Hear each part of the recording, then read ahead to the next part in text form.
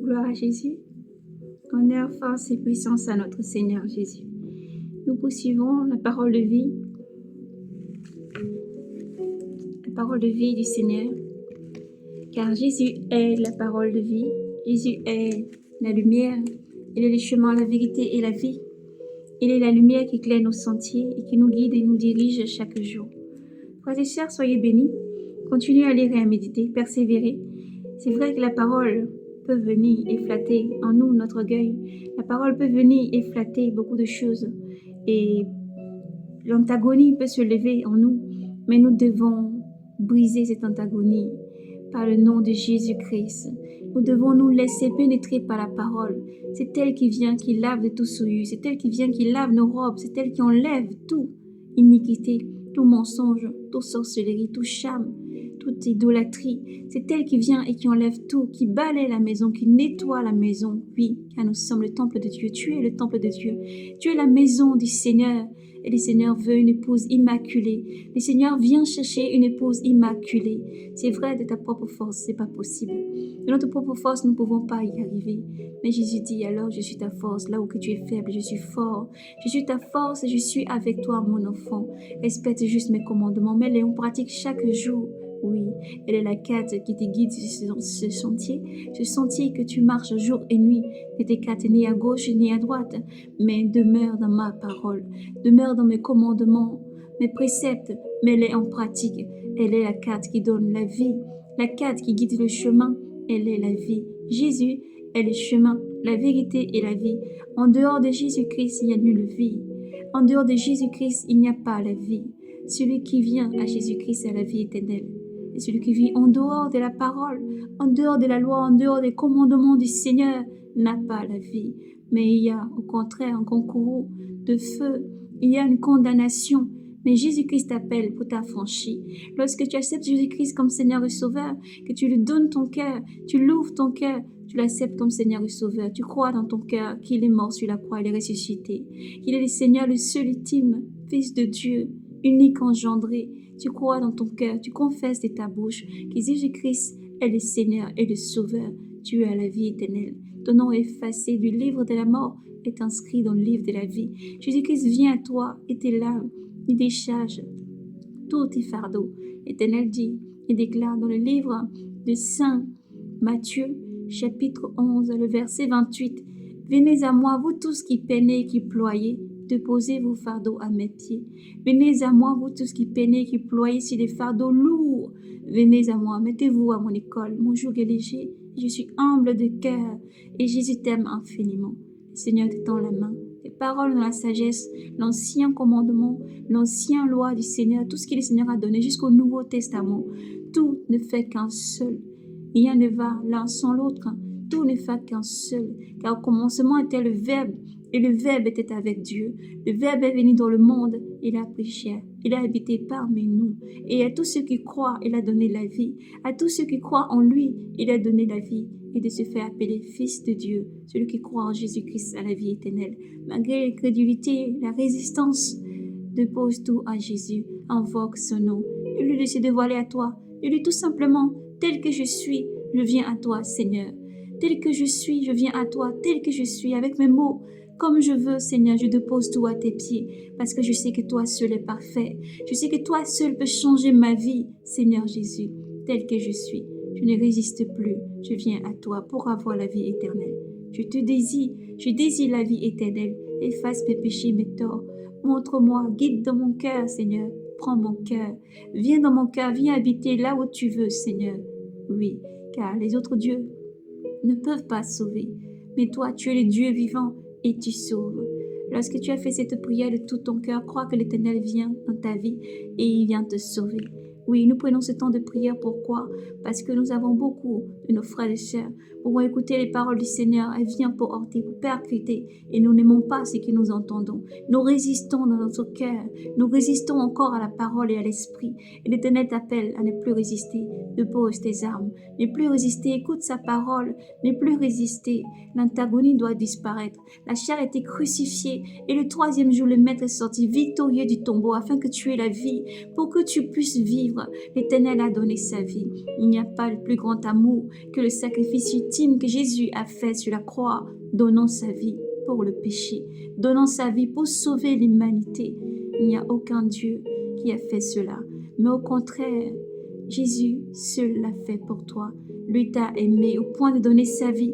Il t'a aimé au point de donner sa vie. Le Fils de Dieu, prenant la condition de serviteur, la condition de péché, il a tiré tout péché sur lui. Il a tout absorbé telle une éponge.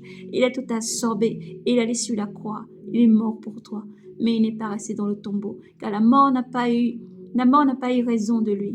La mort n'avait rien pour le condamner. Oui, nul d'ailleurs, ni l'a dit, n'a eu une puissance pour condamner le Fils de Dieu unique. Mais au contraire, lui, étant pur, un agneau sans tache, a pris tout sur lui afin que tu aies la vie. Et aujourd'hui, Jésus ne veut pas te voir souffrir.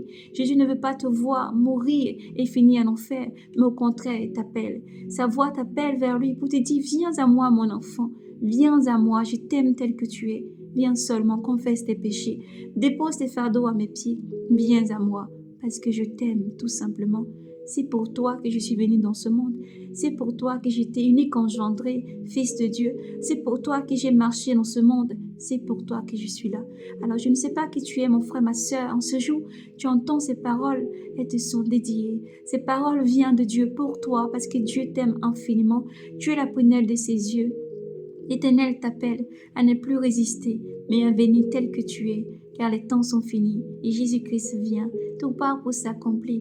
De l'Ancien Testament au Nouveau, il n'y a qu'un seul Dieu. De l'Ancien Testament au Nouveau, et toutes les paroles, tout ce que nous allons partager en ce jour, et tout ce que vous entendez partout, où est en train d'être proclamé l'Évangile, dans les rues, les marchés, les recoins, dans les îles, dans les langues, dans les peuples, c'est la trompette qui retentit. Oui, que cette trompette-là fasse chavirer ton cœur, que tu reviennes à ton premier amour, que tu reviennes de tout ton cœur, de toute ton âme, de tout ton esprit à aimer ton Dieu, car Dieu t'aime infiniment et son amour est vraiment très très précieux pour toi. Son amour, tu es la perle du Seigneur et le Seigneur t'aime infiniment. Oui, nous avons un Dieu vivant qui siège là-haut, qui n'est pas loin de tous ses enfants. Dieu est présent. Si ton cœur bat encore, tu as ce souffle de vie en toi, qui que tu sois, où que tu sois, l'Éternel est avec toi. Et il t'aime jusqu'à ton dernier souffle. Il est avec toi. Dieu t'aime infiniment.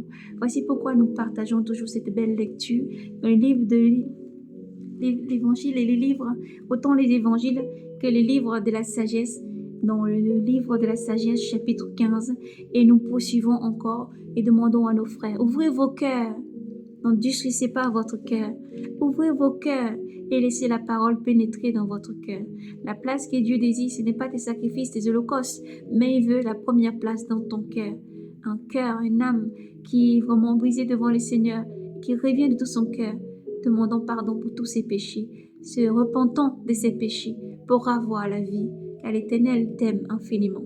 Nous prenons donc la lecture dans le nom de Jésus-Christ. Nous avons prié. Nous espérons que vous avez pu prendre ce temps de prière vraiment, consacrant vraiment votre être tout entier à méditer et à prier pour que l'Éternel prenne la première place, afin que dans cette dernière ligne droite, Jésus-Christ soit la priorité, l'Éternel soit la priorité, car le Mashiach arrive.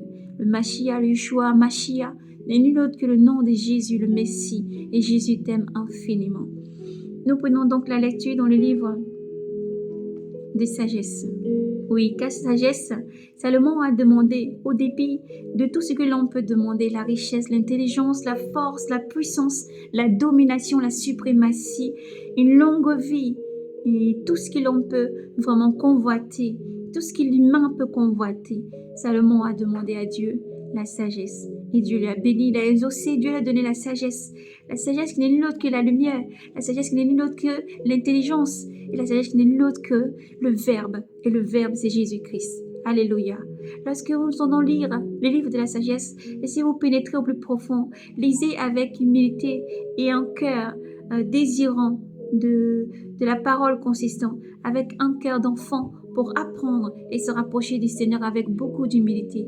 Car nous avons beaucoup à apprendre. Plus nous lisons, plus nous comprenons, car nous demandons au Seigneur d'ouvrir notre intelligence, d'ouvrir notre cœur à la compréhension, d'ôter le voile, d'enlever toute incrédulité, d'enlever toute résistance et de nous laisser vraiment pénétrer par sa parole et qu'il ait la première place dans notre cœur, dans notre vie, qu'il ait toute la place dans notre cœur.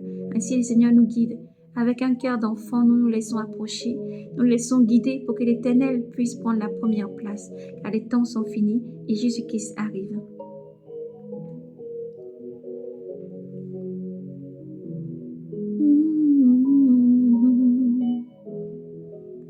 Et toi, notre Dieu, tu es bon et vrai,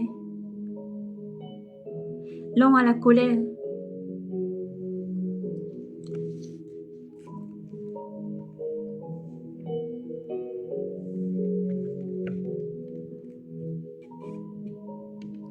et gouvernant l'univers avec miséricorde. Pécherons-nous, nous sommes à toi. Nous qui reconnaissons ta souveraineté. Mais nous ne péchons pas, sachant que nous sommes comptés pour tiens.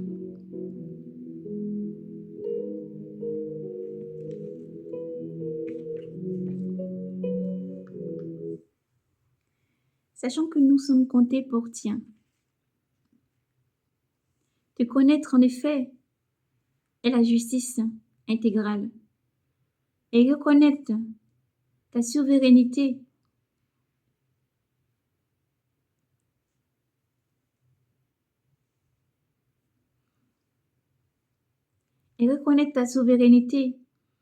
est la racine de l'immortalité. Non, les inventions humaines d'un art pervers ne nous a pas égarés, ni les travails stériles des peintres, ces figures, baillards et barbelés de couleurs disparates, dont la vue éveille la passion chez les insensés, et leur fin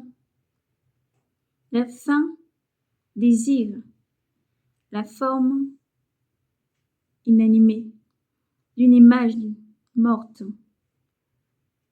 amant du mal et digne de tel espoir.